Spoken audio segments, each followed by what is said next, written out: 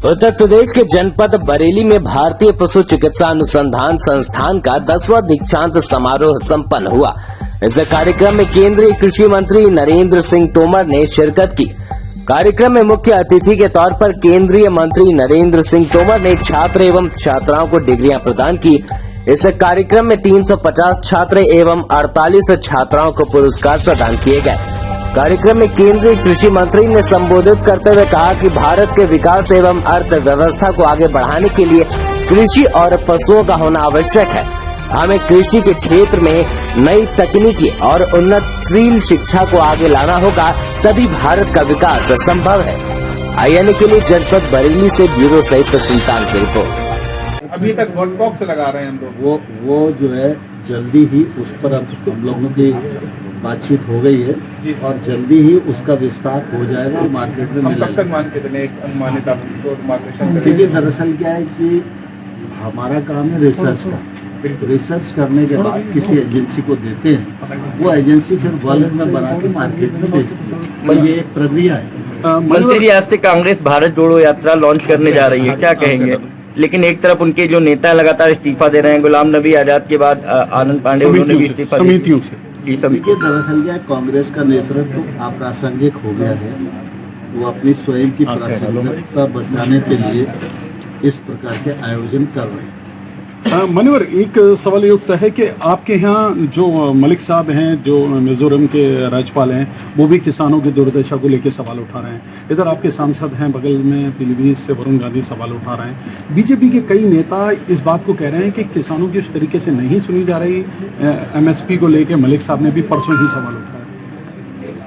2014 से प्रधानमंत्री वहाँ ले जाऊँगा, वहाँ भेजूँगा, उनसे बात करो। 10,000 FPO बनाए जा रहे हैं। इतना 6,865 करोड़ रुपया भारत सरकार खर्च कर रही है।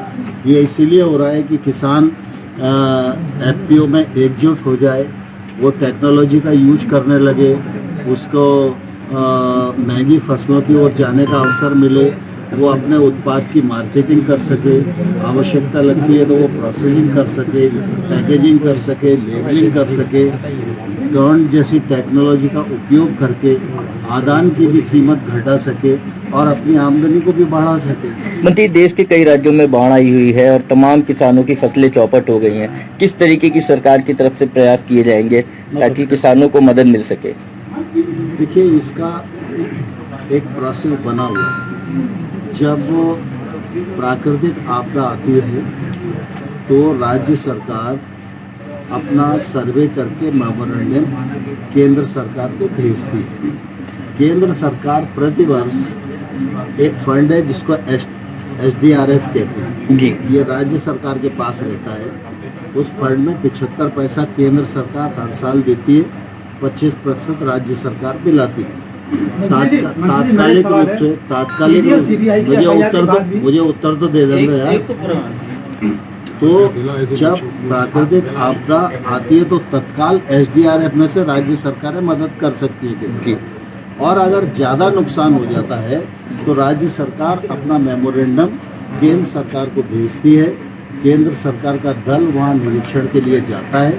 उसके बाद वो अपनी रिपोर्ट देता है। गृह मंत्रालय के अधीन एक कमेटी है, वो उस पर विचार करके राज्य सरकारों को सहायता डिस्पर्स करती है और वो हम हर बार करते हैं और इस बार भी करते हैं। Thank you so much. चोरी भी करो और सीना चोरी भी करो। आदमी अगर अपराध करता है तो देश लोकतांत्रिक देश है, जो जांच एजेंसियां हैं उनको जांच करने देना चाहिए। जांच को पॉलिटिकलाइज करने की क्या आवश्यकता है? जांच से लोग बचना क्यों चाहते हैं? जांच पर पर्दा क्यों डालना चाहते हैं?